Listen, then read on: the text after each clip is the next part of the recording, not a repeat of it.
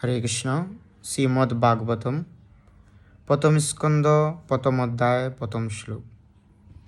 ওম নমঃ ভগবতে বাসুদেবায়।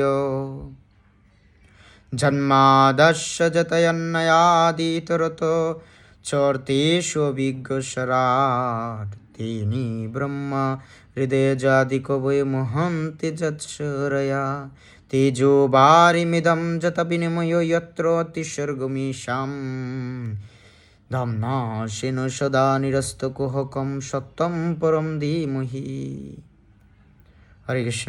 তো এই শ্লোকের অনুবাদ প্রায় 1 পৃষ্ঠার বলতে গেলে।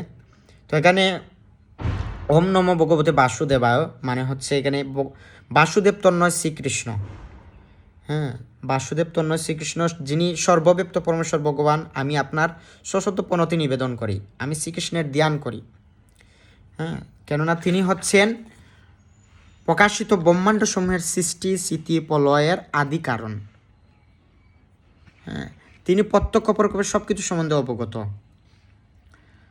তারপর তিনি বলছেন যে তিনি সম্পূর্ণভাবে স্বাধীন। এখানে কি বলেছে এই শ্লোকটার, এই যে এখানে বলা হচ্ছে স্বরাট। স্বরাট অর্থ কি? স্বরাট হচ্ছে উনি সম্পূর্ণভাবে স্বাধীন। তারপর এখানে কি বলা হয়েছে? তিনি প্রত্যক্ষ পরোক্ষভাবে সব কিছু সম্বন্ধে অবগত, সব কিছু সম্বন্ধে তিনি অবগত। তিনি ব্রহ্মার হৃদয়ে যা আদি কবৈ মহন্তি যৎশ্রেয়া, অর্থাৎ হচ্ছে তিনি ব্রহ্মার হৃদয়ে ব্রহ্মার হৃদয়ে কি সর্বপ্রথম বৈদিক জ্ঞান প্রদান করেছিলেন। তিনি আদি কবি ব্রহ্মার হৃদয়ে, আদি কবিকে ব্রহ্মা। তো এখানে বলছেন যে কেন তিনি তার অতীত কোনো কারণ নেই, ভগবান সম্পূর্ণভাবে স্বাধীন। ঠিক আছে, তার দ্বারা মহান ঋষিরা এবং স্বর্গের দেবতারা মোহাচ্ছন্ন হয়ে পড়েন। তেজো বারি যথা বিনিময় যত্র তিসর্গমিশ।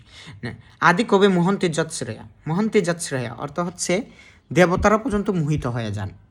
দেবতারা পর্যন্ত ভগবানের রূপ থেকে, মোহিনী রূপ থেকে কে হয়েছিলেন? মোহিত হয়েছিলেন, মোহাচ্ছন্ন হয়েছিলেন। স্বর্গের দেবতারা মোহাচ্ছন্ন হয়ে পড়েন। ঠিক যেভাবে মোহাচ্ছন্ন হয়ে পড়লে আগুনে জল দর্শন হয় অথবা জলে মাটি দর্শন হয়, সেখানে সেই অর্থটা কি হচ্ছে? তেজ বারি মিদম, অর্থাৎ আগুনে জল দর্শন আর জলে মাটি দর্শন হয় যখন আমরা মোহাচ্ছন্ন হয়ে পড়ি। তারই প্রভাবে জরা প্রকৃতির 3টি গুণের মাধ্যমে জড় জগৎ সাময়িকভাবে প্রকাশিত হয়, তার অলিক হল সত্যপথ পতিত হয়। তাই আমি সেই পরমেশ্বর ভগবান শ্রীকৃষ্ণের ধ্যান করি, যিনি জড় জগতের মোহ থেকে সম্পূর্ণভাবে মুক্ত, তার দামে নিত্যকাল বিরাজ করেন। এখানে কি বলছে? তিস্বর্গা মিশা মানে কি? 3টি গুণ, তিস্বর্গা মিশাম। এখানে কি বলা হয়েছে? যে ঋষিচার পর্যন্ত তার এই প্রভাবে প্রকৃতির 3টি গুণের মাধ্যমে জড় জগৎ সাময়িকভাবে প্রকাশিত হয় এবং তার অলিক হলো সত্যপথ পতিত হয়। আমি সেই পরমেশ্বর ভগবান শ্রীকৃষ্ণের ধ্যান করি, যিনি জড় জগতের মোহ থেকে সম্পূর্ণভাবে মুক্ত, তার দামে নিত্যকাল বিরাজ করেন। ধাম্নে সেন সদা নিরস্তকুহকম সত্যম পরম ধীমহি। এই সত্য, তিনিই হচ্ছেন পরম সত্য, তার থেকে সত্য আর কেউ নেই, তিনিই হচ্ছেন পরম সত্য। হরে কৃষ্ণ। তো সম্পূর্ণ শ্লোকটা আসলে, শ্লোক মুখস্থ করা খুব সহজ, কিন্তু অনুবাদটা মুখস্থ করা খুব কঠিন। সেজন্য বুঝে শুনে, আর আমাদের জড় প্রভাব, জড় বিদ্যা, জড় শিক্ষা, হ্যাঁ, সব মায়ার বৈভব, মানে এই মায়াকে ভুলে আমরা কীভাবে এই বৈদিক জ্ঞান অর্জন করব, বৈদিক জ্ঞান হৃদয়ে গ্রহণ করব, সেটা কিন্তু খুব কঠিন হয়ে যাচ্ছে।